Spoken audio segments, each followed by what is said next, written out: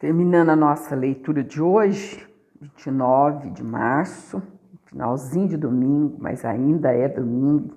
Hoje atrasamos um pouquinho por causa da nossa live. Maria de primeira, segunda, terceira viagem, até que pega o jeito, não é fácil não, né? Mas agora descobrimos certinho que tem que ser na vertical para ficar melhor. Da próxima vez vai dar certo, em nome de Jesus. Então nós vamos aqui para Hebreus 5 e 6.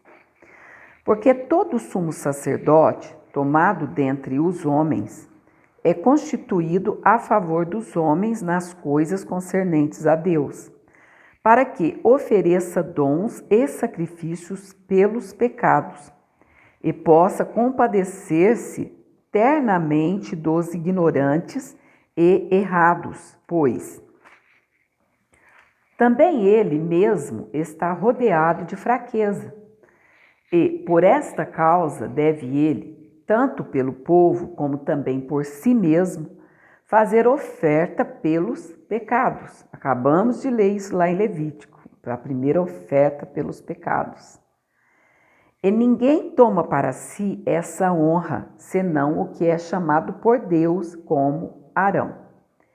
Assim, também Cristo não se glorificou a si mesmo, para se fazer sumo sacerdote, mas glorificou aquele que lhe disse: Tu és meu filho, hoje te gerei. Como também diz noutro lugar: Tu és sacerdote eternamente, segundo a ordem de Melquisedeque, o qual, nos dias da sua carne, oferecendo com grande clamor e lágrimas, orações e súplicas, ao que o podia livrar da morte, foi ouvido quanto ao que temia. Ainda que era filho, aprendeu a obediência por aquilo que padeceu, e, sendo ele consumado, veio a ser a causa de eterna salvação para todos os que lhe obedecem. Chamado por Deus, sumo sacerdote, segundo a ordem de Melquisedeque, do qual muito temos que dizer, de difícil interpretação, porquanto vos fizestes negligentes para ouvir. Porque, devendo já ser mestres pelo tempo, ainda necessitais de que se vos torne a ensinar quais sejam os primeiros rudimentos das palavras de Deus. E vos haveis feito tais que necessitais de leite, e não de sólido mantimento. Interessante, amados, parando um minutinho, a carta aos Hebreus, todos sabem que é uma carta anônima, porém o modo de se expressar parece demais com Paulo, quando ele disse, me parece aos Gálatas ou aos Coríntios, que o povo estava precisando era de leite ainda, que não ia dar o manjar, ou seja, alimento sólido, porque eles ainda não estavam preparados. Nós vamos chegar lá, porque agora de Hebreus nós vamos para João. E de João vai para Atos, depois vai para Romanos, e assim vai. 1ª, 2ª Coríntios, aí a gente vai ler esse texto. Então parece muito.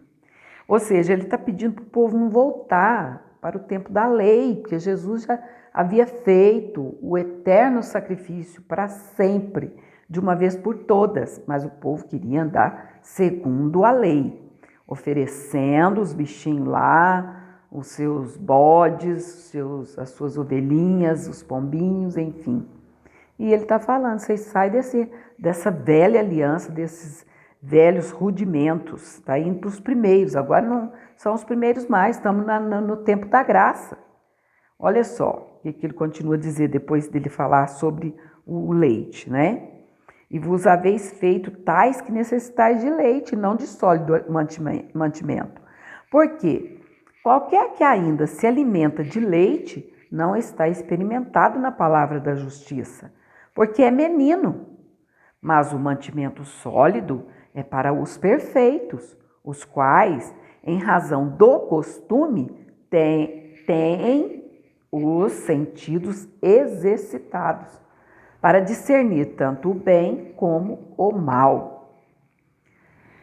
Daqui a pouco a gente vai, aqui já no capítulo 7, já vai explicar bem explicadinho o que é o sacerdócio de Melquisedeque, que era figurado com o sacerdócio eterno de Cristo. Agora vamos para o 6. Pelo que, deixando os rudimentos da doutrina de Cristo, prossigamos até a perfeição, não lançando de novo o fundamento do arrependimento de obras mortas e de fé em Deus, e da doutrina dos batismos e da imposição das mãos e da ressurreição dos mortos. Se Deus dos mortos e do juízo eterno.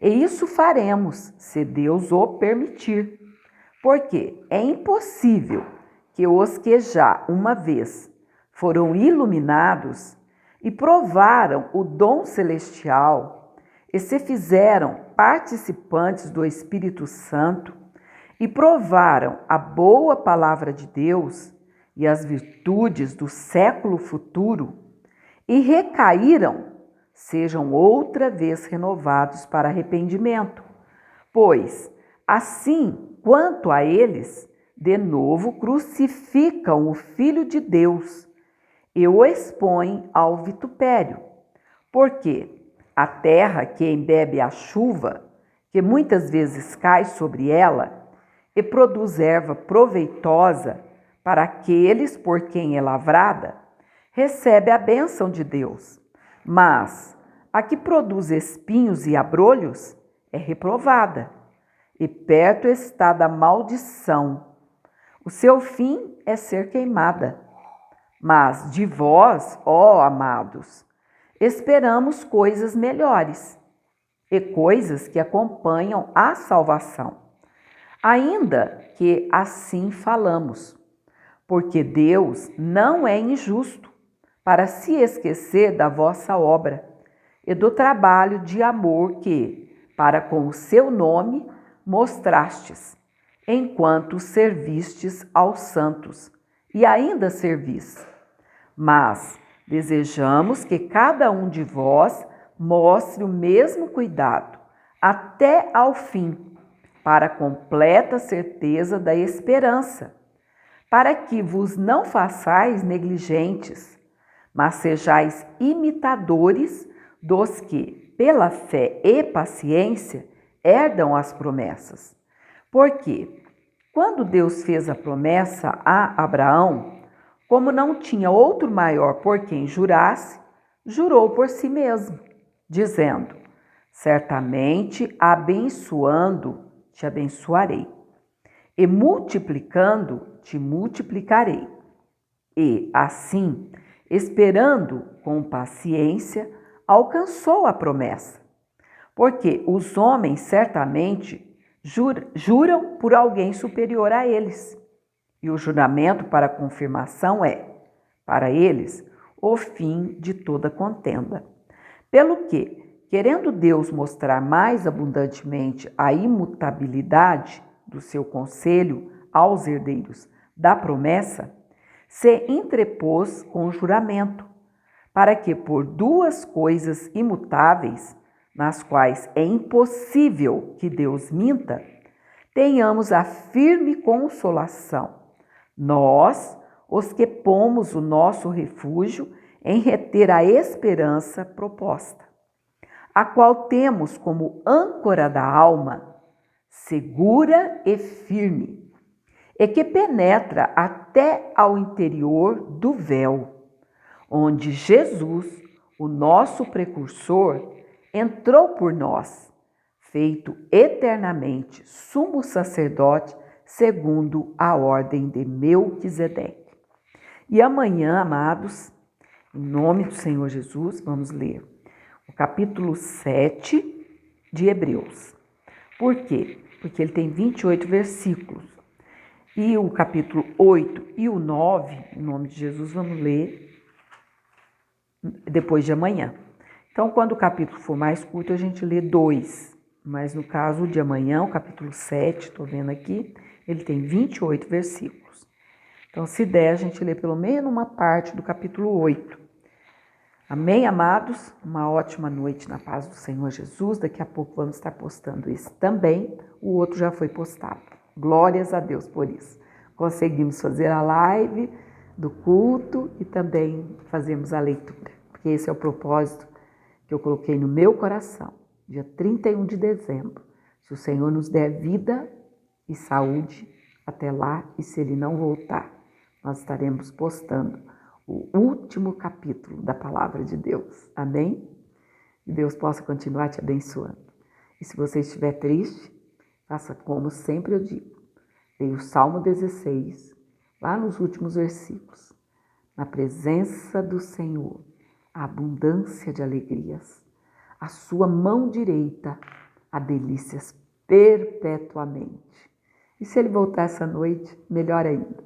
Não precisamos nem de terminar de ler a palavra. Vamos estar com Ele por toda a eternidade. Que Deus te abençoe. Tenha uma noite tranquila na presença do Senhor. Amém? Deus abençoe cada um.